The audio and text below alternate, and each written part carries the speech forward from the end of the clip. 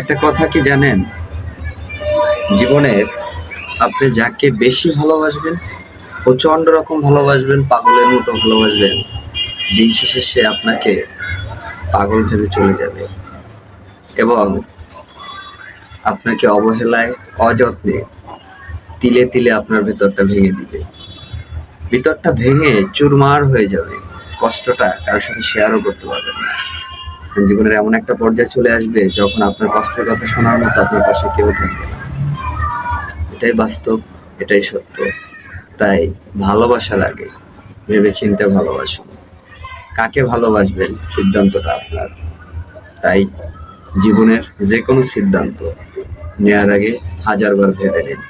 আপনার একটুখানি অবহেলায়, অযত্নে বা সিদ্ধান্ত পরিবর্তন হলে অন্য কেউ কষ্ট পেতে পারে, এই কথাটা বিশেষ করে মাথায় রাখুন, নজরে রাখুন। ধন্যবাদ সবাইকে।